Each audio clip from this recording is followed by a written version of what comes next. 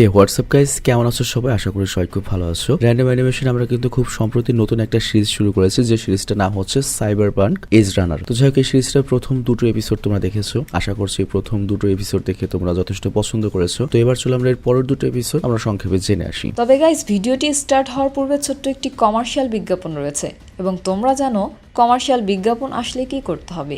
বিজ্ঞাপন দেখার প্রয়োজন নেই, তোমরা ডিরেক্ট স্কিপ করে মূল ভিডিওতে যাবে। ডেসক্রিপশনে যাও, সেখান থেকে ডিউরেশনে ক্লিক করো।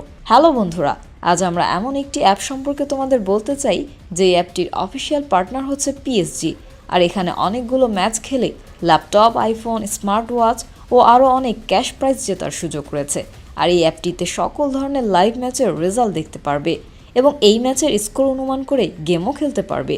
যেমন কোন টিম জিতবে, কোন টিম কত রান করবে, কে সর্বোচ্চ স্কোর করবে। এছাড়া বিভিন্ন ধরনের গেম রয়েছে, সেগুলো খেলেও ইনকাম করতে পারো। আর রেজিস্ট্রেশনের সময় আমাদের যে প্রোমো কোডটি রয়েছে অলোক1, এটা ব্যবহার করলে প্রথম ডিপোজিটে 26,000 টাকা পর্যন্ত বোনাস পেতে পারো। আর এই টাকা তুমি খুব সহজেই বিকাশ, ব্যাংক এবং অন্যান্য সহজ পদ্ধতির মাধ্যমে উঠাতে পারো। তো আর দেরি কিসের? ডেসক্রিপশনে প্রোমো কোড এবং পিন কমেন্টে প্রোমো কোড সহ সাইন আপ লিঙ্ক রয়েছে, সেটা ব্যবহার করো এবং ক্যাশ প্রাইজ জিতো। আর এখানে আরেকটা কথা মনে রেখো, আমরা যেই বিজ্ঞাপন দেই না কেন, অনলাইন থেকে টাকা আয় করা এত সহজ কোনো ব্যাপার নয়। তোমরা কোনো আর্থিক ক্ষতির সম্ভাবনা রয়েছে এমন কোনো ওয়েবসাইটে যাবে না। তো চলো এবার মূল ভিডিওতে চলে যাই। তো যাই হোক, 2 নম্বর এপিসোড যেখানে শেষ হয়েছিল, এই এপিসোডটা সেখান থেকে শুরু হয় 3 নম্বর এপিসোডটা। তো 3 নম্বর এপিসোডের শুরুতেই আমরা দেখতে পাই ডেভিড আহত হয়ে রয়েছে। আর সে সাইবার সাইকো, ওরা মূলত সাইবার সাইকো নয়, ওরাই হচ্ছে সাইবার পাঙ্ক। সাইকো মানে যারা পুরোপুরি পাগল হয়ে গিয়েছে, মনে করো বিভিন্ন যন্ত্রপাতি ইনস্টল করতে করতে, তাদের ওকে বলা হয়। তো এই সাইবার পাঙ্করা ওকে উল্টো করে ঝুলিয়ে রেখেছে। তো ওদের মধ্যে যে একটা চামচা সাইবার পাঙ্ক ছিল, সে বলে এখন আমাদের এর শরীর থেকে স্যুটটা বের করতে হলে তো আলাদা খরচা হবে, সবচেয়ে বেটার হয় ওকে আমরা মেরে ফেলি, তাহলে আমাদের খরচ কম হবে। তো এটা শুনে ওদের যে বস, যার নাম হচ্ছে ম্যানি, সে ডেভিডকে উল্টো করে ধরে এবং তার অনেক রাগ হয়ে যায় ওকে দেখে। আর সে ডেভিডের উপর চিৎকার করে বলে, আমি তোকে এখন মেরে ফেলবো আর তোর শরীর থেকে এটাকে বের করবো, তাহলে তুই বুঝতে পারবি যে অন্যের জিনিস কেন চুরি করতে হয় না। তো এরপর ডেভিড লুসির দিকে তাকায় আর বলে, তুমি আমাকে ধোকা দিয়েছো। তো এটা দেখে ম্যানির আরো বেশি রাগ হয় আর সে ডেভিডকে মারতে থাকে। আর সে ডেভিডকে বলে, তুই আমার স্যুট কেন চুরি করেছিস? তো ডেভিড তখন বলে, এটা কি তোমার স্যুট? তো ম্যানি তখন বলে, হ্যাঁ, এই স্যুটটা আমার, সাপ্লায়ারের কাছ থেকে টাকা দিয়ে আমি এটা কিনেছিলাম, কিন্তু স্যুটটা আমার হাতে পৌঁছানোর আগেই সাপ্লায়ার উধাও হয়ে গিয়েছে। তো ডেভিড তখন ম্যানির কাছে তার সাপ্লায়ারের নাম জিজ্ঞাসা করে। তো তখন ম্যানি তার সাপ্লায়ারের নাম বলে হচ্ছে লুরিয়া মার্টিনেস। তো এরপর সে ডেভিডকে জিজ্ঞাসা করে, তুই কি তাহলে সাপ্লায়ারকে চিনিস, লুরিয়া মার্টিনেসকে চিনিস? ডেভিড তখন বলে, হ্যাঁ, ওটা আমার মা ছিল। তো ম্যানি তখন বলে, তাহলে তুই লুরিয়ার ছেলে, আর লুরিয়া তাহলে তোকে এই স্যুট কেন দেবে? ডেভিড তখন বলে, আমার মা আমাকে এই স্যুট দেয়নি, আমার মা গতকাল অ্যাক্সিডেন্টে মারা গিয়েছে আর এটা আমার বাড়িতে ছিল, আমি পেয়েছি। তো এটা শুনে ম্যানি প্রথমে তাকে চোর বলে আর তারপর ওর মায়ের মৃত্যুতে দুঃখ প্রকাশ করে। আর তারপর ম্যানি ডেভিডকে বলে, তবে এটা জানার পর আমি তোকে ছাড়তে পারবো না। ডেভিড তখন বলে, আমি তো জানতাম না এটা তোমাদের। বাট তখন ওদের মধ্যে থেকে একজন জিজ্ঞাসা করে, যেহেতু তুমি জানতে না এই স্যুটটা কার, তাহলে তুমি এটা কেন তোমার শরীরে ইনস্টল করিয়েছো? তো ডেভিড তখন তাদের দিকে তাকিয়ে বলে, তোমরা তিনজনই সাইবার পাঙ্ক, তাই না? ম্যানি তখন বলে, হ্যাঁ, তোর কোনো সমস্যা? ডেভিড তখন ম্যানি বা বসকে বলে, আমাকে প্লিজ তোমাদের সাথে কাজ করার সুযোগ দাও, আমি তোমাদের সকল টাকা শোধ করে দেবো। তো ম্যানি তখন বলে, আমি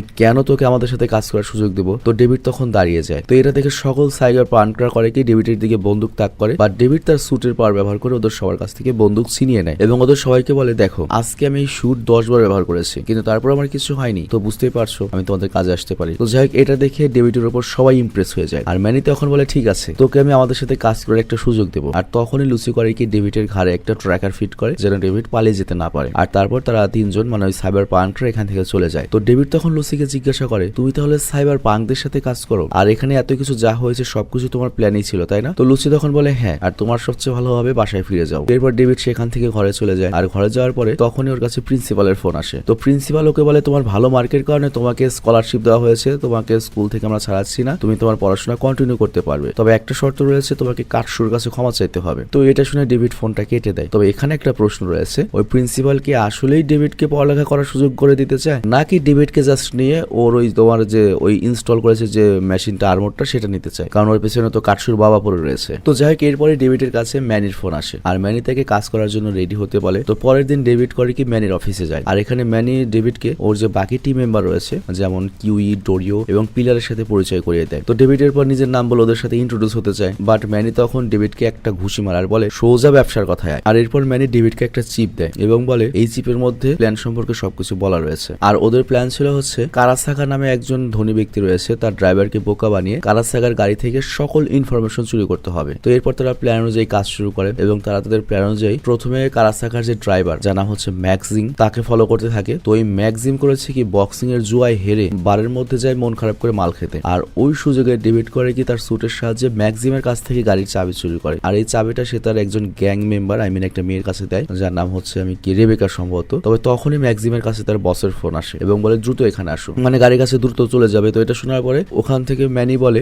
যে প্ল্যান বি অনুযায়ী কাজ করো, মানে ম্যানি ডেভিডকে ওই গাড়ির চাবি নিয়ে গাড়ির ভেতরে যেতে বলে। আর ওখানে আগে থেকে লুসি ছিল, তো লুসির সাহায্যে ওরা একসাথে গাড়ির ভেতরে ঢুকে ডেটা চুরি করতে থাকে। আর বাইরে আমরা দেখতে পাই ওদের গ্যাং এর যে রেবেকা রয়েছে সে করেছে কি ম্যাক্সিমকে ডিস্ট্র্যাক্ট করছিল। আর এইদিকে গাড়ির মধ্যে লুসি আর ডেভিড অনেক কষ্ট করে সকল ডেটা চুরি করছিল। তবে ডেটা চুরির পরে যে বেরোবে তখন গাড়ির দরজা খুলে না। আর ততক্ষণে ম্যাক্সিমও চলে এসেছে এবং ম্যাক্সিম ওদের দুজনকে গাড়ির ভেতরে দেখে গুলি চালাতে শুরু করে। আর যেহেতু গাড়িটা বুলেট প্রুফ ছিল এই কারণে কিছুক্ষণের জন্য ওরা বেঁচে যায়। তবে আস্তে আস্তে বুলেট এক জায়গায় পড়তে পড়তে কাজ ভেঙে যাচ্ছিল। তো ডেভিড তখন দ্রুত উপায় না দেখে গাড়ির ইঞ্জিন চালু করে এবং গাড়ি নিয়ে সামনের দিকে যেতে থাকে। আর কিছুটা সামনে যাওয়ার পরে ও যখন পেছনে তাকায় দেখতে পায় যে পেছনে কারাসাকা মানে ওই ধনী ব্যক্তির দুজন বাইকার ওদেরকে তাড়া করছে। তো তখন লুসি ডেভিডকে বলে বেবি গাড়ি আর একটু দ্রুত চালাও। তবে কিছুটা সামনে যেতেই সামনে ট্রাফিক জ্যাম লেগে যায়। তো ডেভিড সেখানে থেমে যায় এবং ওই দুজন বাইকার অলমোস্ট ওদের কাছেই প্রায় পৌঁছে গিয়েছিল। তো তখনই ডেভিড তার স্যুটের সাহায্যে সেই গাড়িটিকে পাশের লাইনে জাম্প করায় আর তারপর সেখান থেকে পালিয়ে যেতে শুরু করে। তবে এসব কিছুর কারণে একটা বাইকারের সেখানে অ্যাক্সিডেন্ট হয়, সে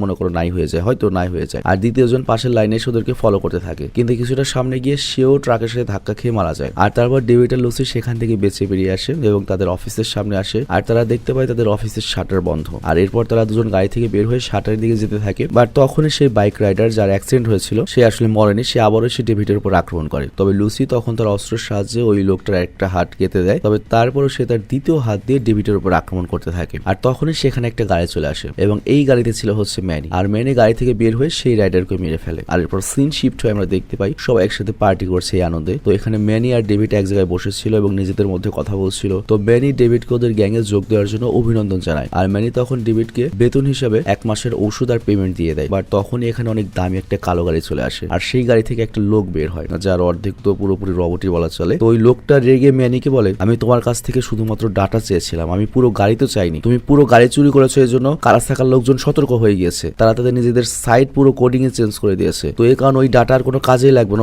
ওদের প্ল্যানই চেঞ্জ করেছে। আর এরপর সে ম্যানিকারও পরের বার সাবধানে কাজ করতে বলে। তো এটা বলে সে চলে যায়। আর সে যাওয়ার পরে ডেভিড ম্যানিকে জিজ্ঞাসা করে এই লোকটাকে। ম্যানি তখন বলে এই লোকটার নাম হচ্ছে ফ্যারেট আর সে একজন মিডলম্যান বা দালাল, মানে সেই আমাদের সকল কাজ এনে দেয়। তো ডেভিড তখন ম্যানিকে বলে আমি তো ভেবেছিলাম তুমিই বস। বাট ম্যানি বলে আমি শুধুমাত্র কাজ করে দেই আর এই লোকগুলো আমাদের কাজ এনে দেয় এবং টাকা দেয়, আর এদের ছাড়া আমরা ব্যবসায় কিছুই নই। তো এরপর সে সেখান থেকে চলে যেতে থাকে আর ডেভিডকে বলে সবকিছু এনজয় করো। আর তারপর আবারও পার্টি শুরু হয়। তো এরই মধ্যে ডেভিডের কাছে আবারও প্রিন্সিপালের কল আসে এবং প্রিন্সিপাল আবারও বলে কাটসুর কাছে ক্ষমা চেয়ে তুমি স্কুলে জয়েন করো। বাট এটা শুনে ডেভিড রেগে যায় এবং ফোনটা কেটে দেয়। আর এখানেই 3 নম্বর এপিসোডটা শেষ হয়ে যায়। তবে 4 নম্বর এপিসোড সম্পর্কে জানার আগে এখানে আমরা একটা অ্যাডভার্টাইজিং দিতে চাই। নর্মালি আমরা আগে ভিডিও শুরুতে অ্যাডভার্টাইজিং দিতাম, বাট আমার কিছু শুভাকাঙ্ক্ষী আমাকে বলেছে যে ভাই ভিডিও শুরুতে নয়, ভিডিও শুরুতে অ্যাডভার্টাইজিং করলে যেটা হয় ওই গল্পটার প্রতি আগ্রহ কমে যায়। তো আপনি মাঝখানে অ্যাড দিয়ে দেন, গল্পটা অর্ধেক যখন দেখবো তখন মাঝখানে অ্যাড দিলে আর সমস্যা হবে না, মনে হবে যে বাকিটুক দেখি, তো মাঝখানে অ্যাড দিবেন। তো সেই হিসেবে এখন থেকে আমরা মাঝখানে অ্যাড দেওয়া ট্রাই করবো। তো এখন আমি বিজ্ঞাপনটা প্লে করে দিচ্ছি, যেহেতু মাঝখানে দিয়েছি এই জন্য ডিসক্রিপশন দেইনি, তুমি একটু একটু টেনে পরবর্তী এপিসোডে চলে যাও। আমি বিজ্ঞাপন প্লে করে দিচ্ছি। তো বিজ্ঞাপন শেষে আমরা 4 নম্বর এপিসোডে চলে আসলাম। তো এপিসোডের শুরুতে আমরা ডেভিডকে দেখতে পাই আর সে একটা জায়গায় ফ্রিজ হয়ে দাঁড়িয়েছিল আর তখনই সেখানে অনেক বড় একটা বিস্ফোরণ হয়। আর তারপর আমরা পাস্টের একটা সিন দেখতে পাই আর এখানে আমরা ম্যানি আর ডোরিওকে দেখতে পাই আর তারা নিজেদের মধ্যে কথা বলছিল।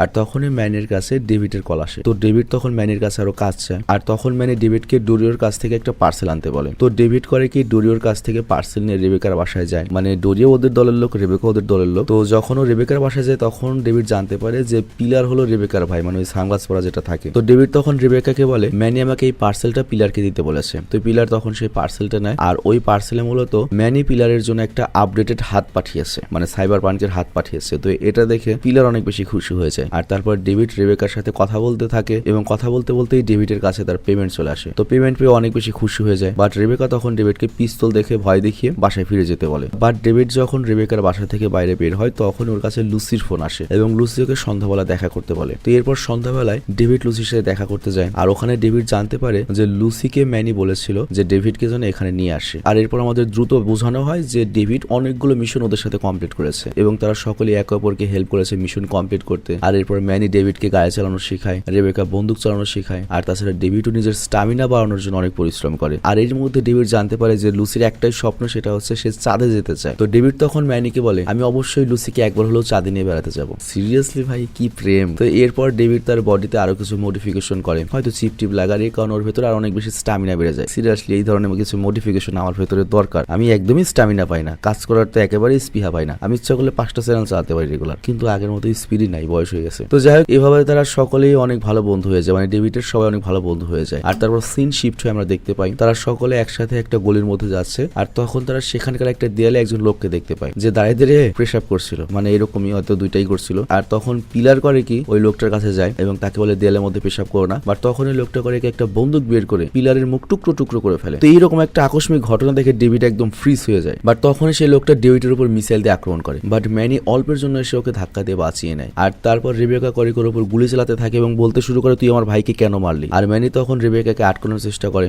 বাট রেবেকা থামে না, ও বন্দুক বের করে আবারও মারার চেষ্টা করে। তো এখানে আমরা জানতে পারি এই লোকগুলোই হচ্ছে সাইবার সাইকো, যাদের পুরো দেহটাই মনে করে রবট হয়ে গিয়েছে এবং রবটটাই তাকে বর্তমানে কন্ট্রোল করছে। তাদের সারা শরীর অস্ত্র দিয়ে ভরা এবং মেশিনারি দিয়ে ভরা। আর এই দিকে আমরা দেখতে পাই লুসি সেই লোকটার পাশের কন্টেনারে লুকিয়েছিল, আর তখন লুসির দিকে যখন ওই লোকটা আক্রমণ করতে যাবে তখনই ডেভিড লুসিকে বাঁচাতে যায় এবং লোকটাকে ডিস্ট্র্যাক্ট করে। আর এরপর লোকটা যখন ডেভিডের উপর গুলি চালাতে লাগে, ডেভিড তখন তার পাওয়ার ব্যবহার করে ওর কাছ থেকে বন্দুক নিয়ে ওকেই গুলি করে। আর তারপর লুসিকে জিজ্ঞাসা করে তুমি কি ঠিক আছো, বাট লোকটি তো মারা যায়নি। সে পেছন থেকে যখন ডেভিডের উপর আক্রমণ করবে তখন ম্যানি এসে ওই লোকটাকে একবারে ল্যাটা ভেটা করে দেয় এবং ডেভিডকে বাঁচিয়ে নেয়। আর ম্যানি এরপর ডেভিড আর ডোরিওকে বলে তোমরা লুসিকে নিয়ে ডকের কাছে যাও, মানে ওর চিকিৎসা করে নিয়ে আসো। তো এরপর সকলে ডকের অফিসের সামনে যায়, বাট লুসি তখন বলে আমি ভেতরে একা যাবো। তো ডেভিড আর ডোরিও তখন বাইরে দাঁড়ায়। তো ডোরিও তখন ডেভিডকে বলে তোমার মুখে রক্ত লেগে রয়েছে, এগুলো পরিষ্কার করো, আর আমি চলে যাচ্ছি। তো এরপর ডেভিড তার শরীরে লেগে থাকা রক্তগুলো পরিষ্কার করে এবং লুসির জন্য অপেক্ষা করতে থাকে। তো কিছুক্ষণ পর চিকিৎসা শেষ করে লুসি বাইরে চলে আসে, আর তারপর তারা দুজন গাড়ি করে লুসির বাড়ির দিকে আসতে থাকে। তো লুসির বাসার কাছে আসার পরে ডেভিড লুসিকে জিজ্ঞাসা করে আমরা কি একটু একান্তে কথা বলতে পারি। তো লুসি ওকে ছাদে নিয়ে যায়। তো ডেভিড এখানে এসে ওই চাঁদের ব্যাপারে কথা বলতে থাকে যে তোমার চাঁদে যাওয়ার অনেক শখ। লুসি বলে হ্যাঁ শখ, তবে আমি যে চাঁদে গিয়েছি সেখানে কিন্তু আমি তুমি ছাড়া আর কাউকে নিয়ে যাইনি। তো এখানে ওদের নিজেদের মধ্যে আরো বেশ কিছু কথাবার্তা হয়, যেমন আলামিন ভাইয়ের ভিডিও দেখানো নাকি। বাট লুসি বলে আমি অনলি জাপানিজ ল্যাঙ্গুয়েজের ইংলিশ সাবটাইটেলের ভিডিও দেখি, এক্সপ্লেনের এনিমি আমি দেখি না। এবং যখন শুনে যে ডেভিড আলামিনের এক্সপ্লেন ভিডিও দেখে ও এনিমি ফ্যান, তখন লুসি ডেভিডকে অনেক টিটকারি করে। তবে তারপর ডেভিড এখানে মনে করে চেইনসো ম্যান, তারপর জুজুৎসু কাইজেন, এরপর ডেমন স্লেয়ারের অনেক কথা বলে লুসিকে ইমপ্রেস করার চেষ্টা করছিল। তো এর উত্তরে লুসি বলে হ্যাঁ বুঝতে পেরেছি, তুমি অনেক ভালো এনিমি লাভার, কিন্তু আমি চাই মৃত্যুর আগে তুমি নিজের নামে কিছু কামাও, কিছু পপুলার হও, বড় একটা কিছু হও। বাট ডেভিডের মাথায় তো খালি প্রেম চলছিল। সে লুসিকে কনভিন্স করার চেষ্টা করে যে আমি তোমাকে জেনেৎসুর মতো ভালোবাসবো, প্লিজ তুমি আমার কথা শোনো। বাট লুসি ওর কোনো উত্তর না দিয়ে হঠাৎ করে ওকে ধরে একটা খাম্বা কিস করে দেয়। আর লুসি তখন ওকে বলে দেখো আমি চাই তুমি অনেক বড় কিছু করো, বড় কিছু করতে গিয়ে মরো, আমার ভালোবাসায় মরো না। বাট ডেভিড তখন বলে আমি তো তোমার ভালোবাসায় মরতে চাই। আর এখানেই 4 নম্বর এপিসোডটা শেষ হয়ে যায়। তো যাই হোক, আমি নিশ্চিত নই তোমাদের কাছে এই সিরিজটা কেমন লাগছে। এই সিরিজটা এই পর্যন্ত মাত্র একটা সিজনই এসেছে, 10 পর্বের একটা সিজন। তো আশা করছি তোমাদের কাছে খুব খারাপ লাগার কথা, ভিন্ন একটা স্বাদ পাচ্ছে এই সিরিজটাতে, ভালো লাগছে আমার। আর ক্যারেক্টারগুলো যথেষ্ট লাইভ আছে আর কি, মানে অনেক এনিমে সিরিজে থাকে না ক্যারেক্টারগুলোর মধ্যে আমরা ঢুকতে পারি না, বাট এখানে ক্যারেক্টারগুলো মোটামুটি আমাদের মাথায় ঢুকে গিয়েছে। ক্যারেক্টারগুলোকে চেনা অনেক সহজ, নামগুলো অনেক সহজ, যার জন্য এনিমিটা আর কি ভালো লাগছে, সহজ লাগছে। তো আমি বিদায় নিব, তোমরা ভালো থেকো, সুস্থ থেকো। এবং যাওয়ার আগে আবারও মনে করিয়ে দিতে চাই আমাদের 3টা যে মুভি এক্সপ্লেন চ্যানেল রয়েছে, র্যান্ডম ভিডিও চ্যানেল, সাবিস ফুড 20 এবং আলামিন ফুড 20, এখন থেকে ওই চ্যানেলগুলোতে কিন্তু ভিন্নভাবে সিনেমাগুলো এক্সপ্লেন করা হবে। মানে এই ডিসেম্বর মাসে কি কি সিনেমা আসতে চলেছে সেগুলো তুমি আগে ভাগেই জানতে পারবে, এবং কোন দিন কোন সিনেমা আসবে এটা তুমি জানতে পারছো। একবারে টিভি চ্যানেলের মতো এখন আমরা চালাবো। তো রিকোয়েস্ট করবো র্যান্ডম, সাবিস এবং আলামিন 420 এর যে নতুন ভিডিওগুলো এসেছে সেগুলোর একটা ভিডিওগুলো দেখার জন্য, তাহলে তুমি জানতে পারছো ভবিষ্যতে কোন কোন ভিডিও আসছে, কোন কোন সিনেমা আমরা এক্সপ্লেন করতে চলেছি। মানে নতুন ভাবে আমরা চ্যানেলগুলো সাজাচ্ছি। আর অনলি জাপানিজ চ্যানেলটা আমি নতুন করে আবার অধিগ্রহণ করতে চলেছি। তো যাই হোক, আমি বিদায় নেব। তবে গাইস, ভিডিওটা শেষ করার পূর্বে তোমাদের জন্য একটা অ্যানাউন্স রয়েছে, সেটা হচ্ছে আমার একটা সাবিস ফুড 20 পেজ রয়েছে, যেখানে আমার ডেইলি লাইফের যে কার্যক্রম বা ডেইলি লাইফে আমি কি কি করি সেই বিষয়গুলো আমি ওখানে আপডেট দিই। তো তোমরা যারা আমার ভ্লগ দেখতে আগ্রহী বা আগে দেখতে, তারা ওই পেজে যেতে পারো। আমি আমার পার্সোনাল পেজটার লিঙ্ক ডিসক্রিপশন এবং পিন কমেন্টে দিয়ে দিচ্ছি, এবং ওখানে গেলে তুমি আমার পার্সোনাল যে ফেসবুক আইডি রয়েছে সেটাও পেতে পারো। তো বিদায় নিচ্ছি, ভালো থেকো, সুস্থ থেকো, টেক কেয়ার, আল্লাহ হাফেজ।